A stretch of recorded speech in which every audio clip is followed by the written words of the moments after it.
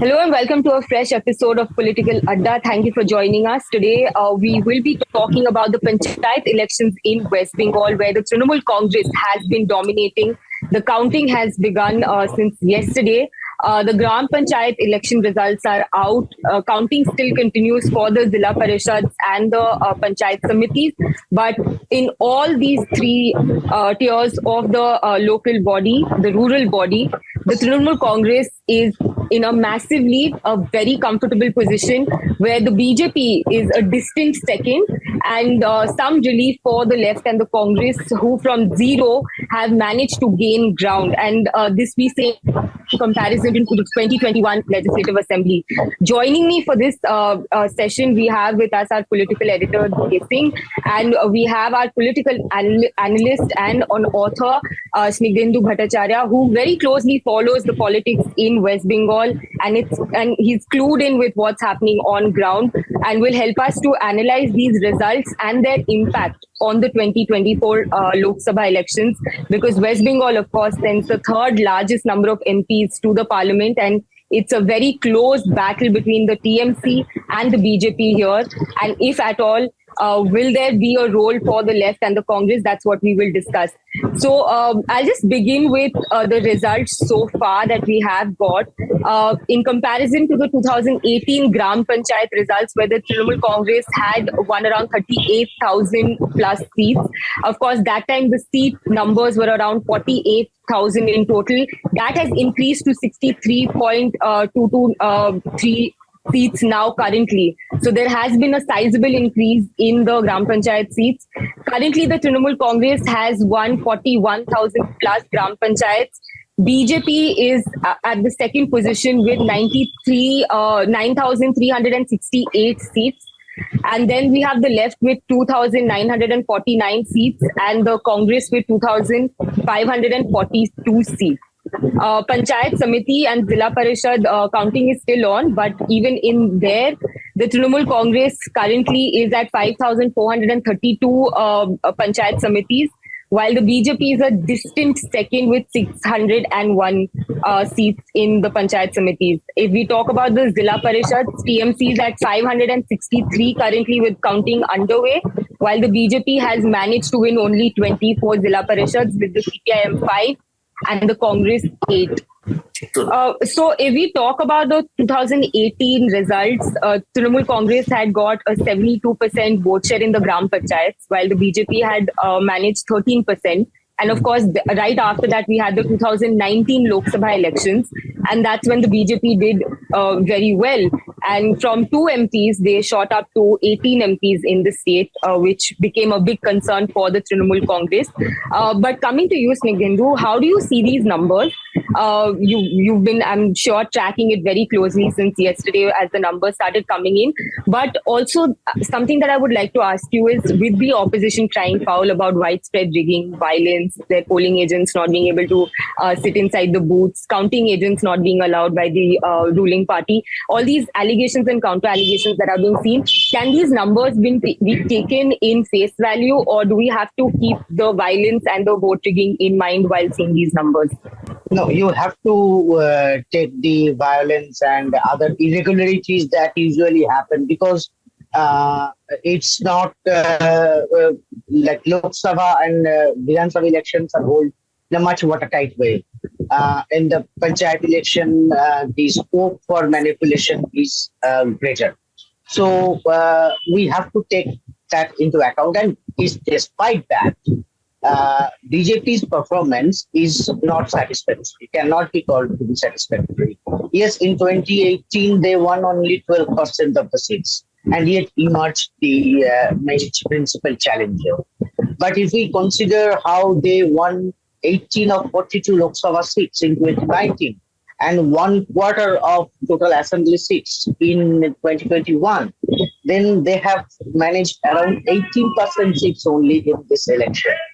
So that's quite down, and except for Shubhendu Adhikari, none of the Bengal BJP leaders have managed to hold their votes.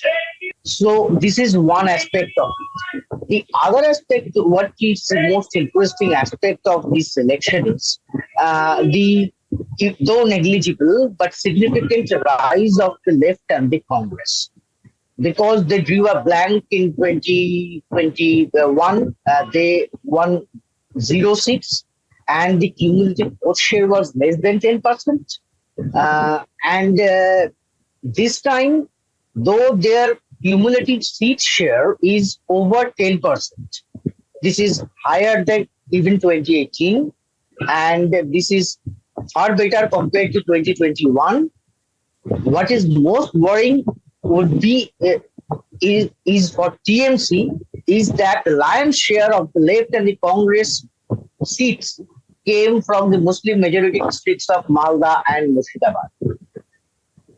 For the Congress, 70% of their seats came from Malda and Murshidabad. For the left, more than 25 came from that two districts. These two districts have Murshidabad has 67% Muslim population, Malda has 52% Muslim population. These two districts cumulatively have 5 Lok Sabha seats. Currently, TMC has 2, Congress has 2, BJP has 1. TMC, to improve its 2024 tally, is bent on winning all 5 seats in these 2 districts of Muslim majority districts because they swept it in 2021. But the signals are a continuation of what we saw in the last Bengal by-election at Sagardighi when Congress defeated the TMC and wrested the seat, that there is a significant desertion of Muslim votes from TMC. So of course, I think you can elaborate why is it happening? Does it suggest that Muslims are deserting Mamata Banerjee? To some extent, because I mean, there is a curious turn of Mamata Banerjee's policies. Around 2008-9, she suddenly took to Muslim appeasement, overt Muslim appeasement, in a bid to dethrone the left. Then, after the BJP's rise and after the 2021 Lok Sabha election setback, Mamata Banerjee tried a soft Hindutva line, where he started highlighting her Hindu lineage, her Brahmin heritage, and in the 2021 Assembly election manifesto, the party did not even mention what they did for the Muslims. So they wanted to, completely disassociate themselves from Muslim welfare to counter the BJP. And I think in their bid to win over the Hindu votes, they have ended up losing over a section of Muslim votes, which overwhelmingly backed her in 2021. Because even the ISF has done pretty well in its backyard. Not as well as it was expected. Even Bhangar, Nausad Siddiqui could not retain its hold, except for some pockets. Overall, Bhangar TMC has managed to reach it. But the violence, of course, we need to tell our viewers that the violence in Bhangar has been extremely, extremely high. It's one of the few places that has seen widespread violence since the day elections were announced till yesterday night, when at least 2 ISF workers have been killed and an additional ranked SP has sustained bullet injuries. So Bhangar has been tensed, and elections there, of course, have seen widespread violence, where even the governor had to go there. Snigdhendu, coming to you, what impact will this result have for the bigger picture in 2024? Of course, these are very big numbers that we are looking at for a rural body elections. But will it be just a direct fight now between the BJP and the Trinamool Congress for Lok Sabha here?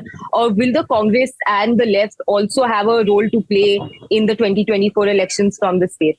Yeah, it looks like even if in not all 42 seats, in a significant number of seats, there will be triangular contest. Like I just mentioned, Malda and Murshidabad, where it is quite clear there will be a triangular contest. And as of now, we can expect the left and Congress to go hand in hand, unless something extraordinary happens at the last moment and Congress and TMC patches up.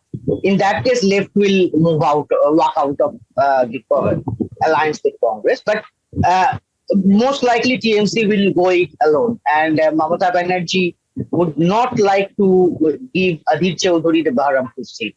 So that is one of the situation now.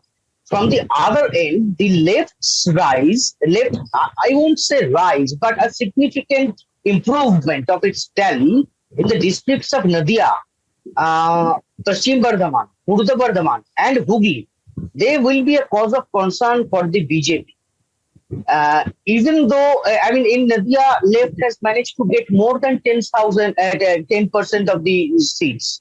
And a 10% seat share reflects that they have certain backing, in this Nadia district. And Nadia is very critical district for BJP because it is dominated by, its population is largely dominated by Hindu refugees from Bangladesh. So it is one of these Matua districts. And even in 2021, BJP won 9 out of 17 seats in this district. And both TMC and BJP polled around 44% vote share. Now, the left and Congress cumulative seat share in this Panchayat election is coming to around 14%. So we can expect around 15 to 16% vote share for them. But even anything at vote share above 10% can turn an election into a triangular contest. So in Nadia, left rise has not been, specifically in the Muslim belt. It has also been in the Hindu belt. In Hooghly, in Purva Bardhaman and Paschim Bardhaman, left has surged ahead of BJP. Though quite distant from TMC, but still the signal could be different. I mean, when the people of those districts know their own results, the district-wise results, and see that left is overtaking BJP as main opponent, that can turn the Lok Sabha election also. Though Lok Sabha election equations become different, when Modi appears in any election, equations change, vote shares change significantly. So BJP will have that advantage. But yet, this improvement of left tally in these 4-5 districts, overall, going by this trend, overall 10 to 13, 14 seats, basic triangular contests. Snigdhendu, let me ask you, because you have been watching Mamata Banerjee's politics from much closer quarters than I. You have these opposition meetings happening. First meeting happened at opposition unity in Patna, then you'll have another in Bangalore. We are still waiting how Mamata Banerjee will respond to it. We know that the left Mamata and Congress coalition is not possible. Nobody can even imagine. But can there be a possibility that they have a kind of tacit understanding that, okay, left Congress can go together, Mamata will contest alone, but on certain seats, some kind of tacit understanding is the BJP. Will Mamata play that game? No, not only Mamata, even left won't agree to this because that kind of understanding will take the entire anti-TMC vote to BJP's camp. So any kind of soft corner for Mamata will cost the left politically and even Congress because they are rising by showing their anti-Mamata credentials and playing opposition role. So if any kind of this kind of large alliance happens, even a tacit, and even people got a wind of it, the entire opposition vote will, consolidate in favor of BJP, and that wouldn't be good for either of the parties. So basically, as far as Mamata Banerjee is concerned, her presence in the opposition unity is of no consequence. As of now, it's really not because it is very unlikely. It looks unlikely that TMC will like to leave any seat to Congress. They are in no mood. Then I would like to understand another thing from you. This culture of political violence in Bengal, of course, it goes back decades. It's sustaining. How do you explain that culture now? In every state, it's over. It used to happen till 80s, 90s. It doesn't happen, say, even in UP and Bihar, the way it's happening in West Bengal. What is it about West Bengal that is, it's, this culture is on, it's still on. You are right, it's culture. If we go back even a century ago, even the famous mayoral election of Subhash Chandra Bose, in Kolkata Corporation. That was in the late 1930s. Even there was allegations of rigging and violence, and that is Bose's supporters allegedly beat up all of Shyama Prasad Mukherjee's supporters. And know that even these militants trend of the freedom struggle, it kind of had its roots in Bengal. So, and I mean, the political scientist Anushilan Bhattacharya. Anushilan Samiti. So from Anushilan Samiti and Jugantar Dal to Subhash Bose, and then the left rise and the Naxal movement, you see there has been a continuation of politics and violence. And I mean, political scientist Dwaipayam Bhattacharya, who teaches at JNU currently, he had theorized the Bengal society as party society, where party is the main determining factor in the societal level, not religion, not caste.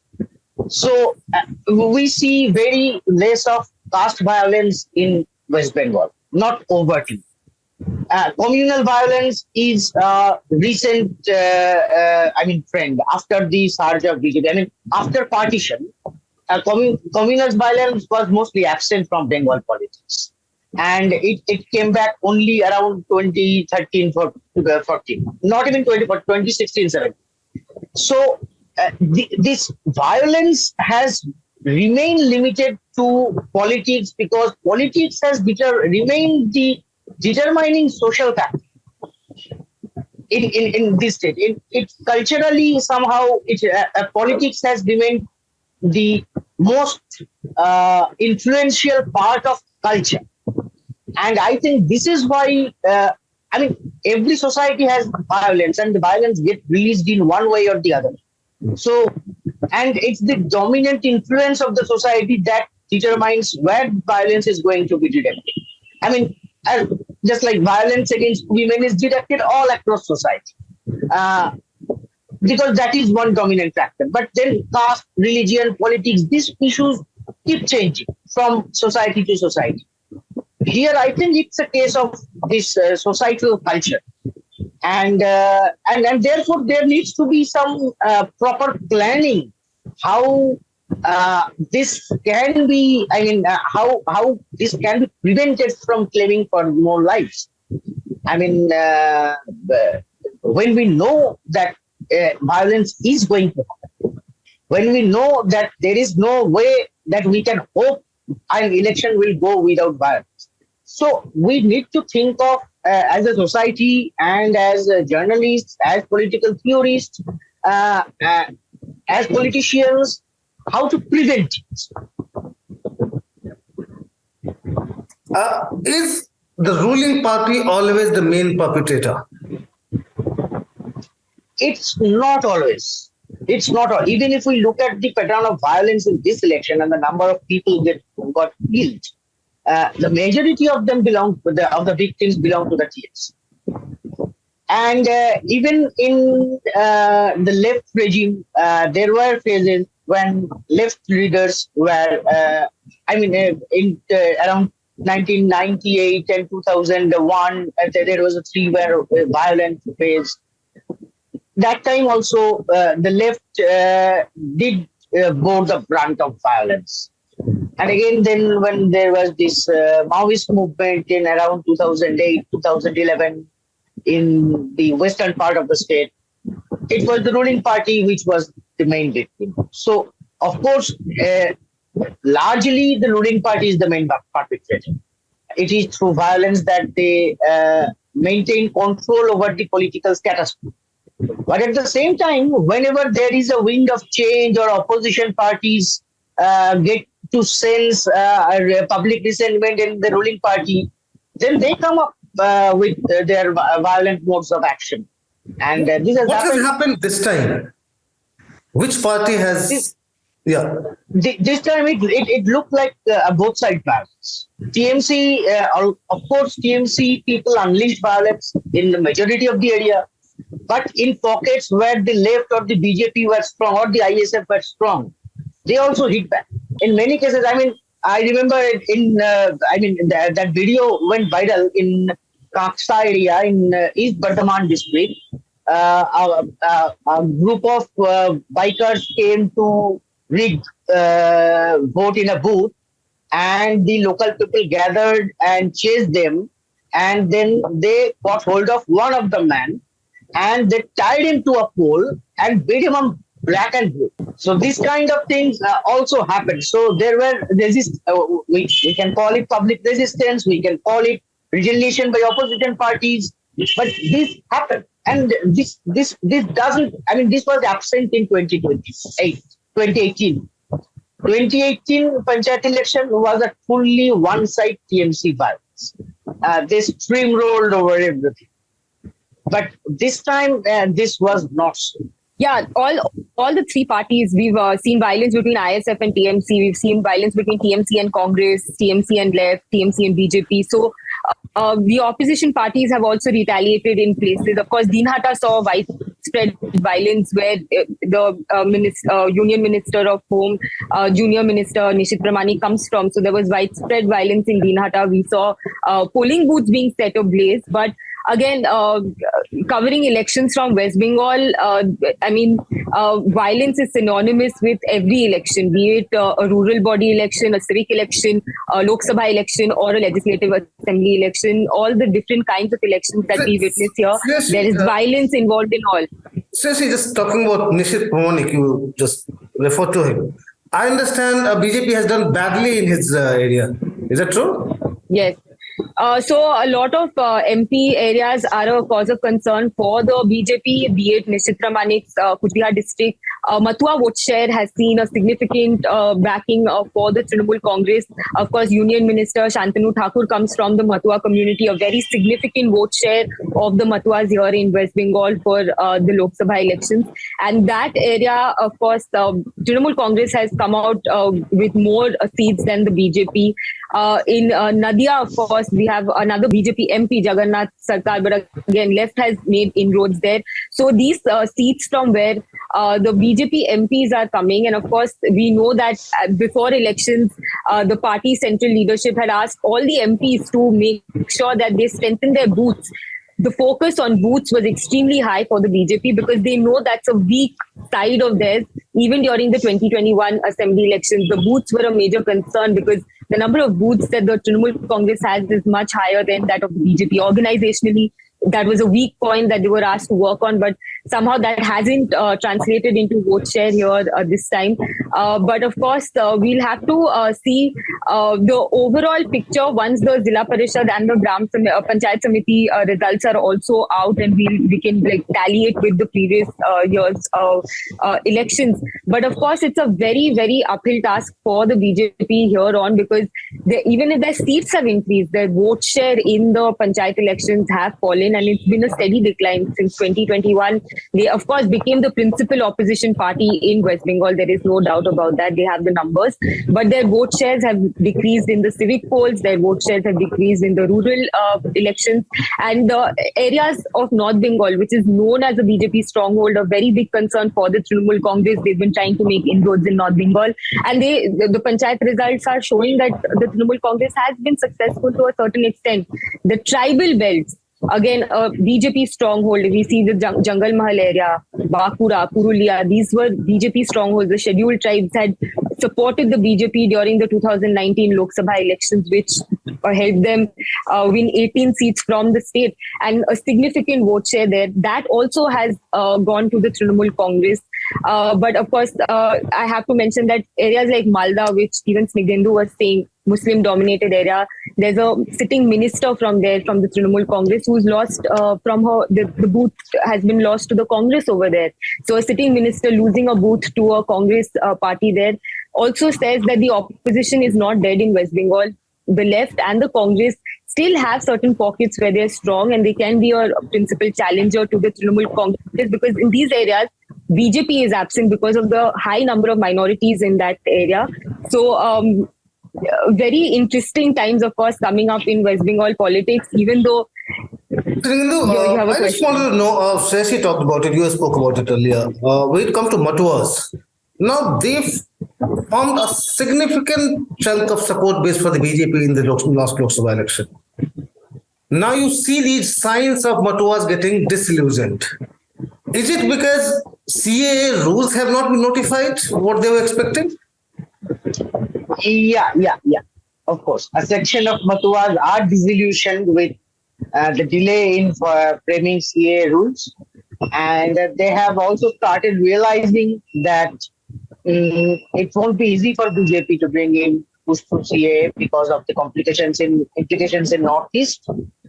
And Shantanu Thakur has been trying to convince them that have faith in BJP. If any party is going to do it, it's BJP. Only BJP can do it. No one else will do it. So I won't say that. At this moment, it's difficult to predict a slide in support, but there is significantly they have lost the momentum that they had got in the Matua belt. So if these rules are CAA rules are not notified, say till the next Lok Sabha election, how will it play out among Matuas? I think what Shantanu Thakur is trying to tell, that is what they will try to tell, that we will do it in the appropriate moment. Just see how we did 370, how we are planning to do UCC, and how Modi government went inside Pakistan and did that airstrike. So you have to have trust in Modi. We will do it at the appropriate time, but only we will do it. This is what they are saying, and they are hoping that people will fight. So one last question from me. Overall, we have seen BJP gaining momentum from 2018, then there was a spike in 2019 Lok Sabha, which BJP almost managed to maintain that in assembly election also. I mean, regardless of the number of seats they won. They won 38% votes. Now in Panchayat polls, you see the BJP losing that momentum. What does it mean for 2024 Lok Sabha election? As of now, the signals and signs are not good for the BJP, because Panchayat election is not the first thing where we are seeing an erosion in BJP support base. Earlier in the urban elections also, we saw. In fact, the BJP's base in West Bengal has mostly been the rural pocket. I mean, they rose at the cost of the left and the left's rural organization, but the left managed to retain most of its urban support base. And in the 2022 urban elections, it was quite clear that the left was increasing their urban vote share. So the rural area was BJP's main bet. Now, if the left starts to regain their lost votes, even in these rural areas, that is not a good sign for the BJP, because the left's decline was at the cost of the BJP's rise. And if the left manages to regain, it will be at the cost of BJP. Because is it because the left cadres who had shifted to the BJP to defeat Mamata Banerjee are coming back to the parent party? I mean, is that the case? Yeah, there are certain people, a section of left cadres who are returning to their old fold. And there is also another thing, that over the past few years, their attempts to recruit the younger generation, student movement, youth movement, they have managed to, I think, gain a section of newcomers also attached to their fold. So some changes are happening on the ground at the booth level, at the Panchayat level. But again, I mean, the equation of Lok Sabha elections always change, and because you will have the Narendra Modi factor coming into the Lok Sabha. Yeah. So, and when there is a question of a stable government and or a stable alternative, and in that case, the left won't be able to give much hope to the people in contributing in the parliament. at this current scenario. So a left Congress combined initiative can influence the result in, as I say, 16 to 10 to 14, 15 seats can influence. But how many can they own? Left is not in a position to win a single Lok Sabha seat on its own currently. So, in the event of a triangular fight, say left Congress sticking together, Mamata contesting alone, BJP contesting alone, which party will this combined left Congress combine hurt more in the Lok Sabha? This will depend from region to region. In Congress, wherever they do anything good, it will hurt teams. Because Congress's support base is mostly limited to Muslim pockets. But the left, in some cases, they have some support base in the Muslim pockets. In some cases, they also have some support or gaining support in Hindu belts. So, in districts like Nadia, in districts like Paschim Bardhaman or Bankura, left vote share can eventually, likely to hurt the BJP. Yes, so that's all we have time for in this episode of the Political Adda. I hope you enjoyed listening to this as much as we like bringing this to you. And we will be back with a new episode, a new Political Adda about the biggest political news makers across the country. Thank you so much for listening in.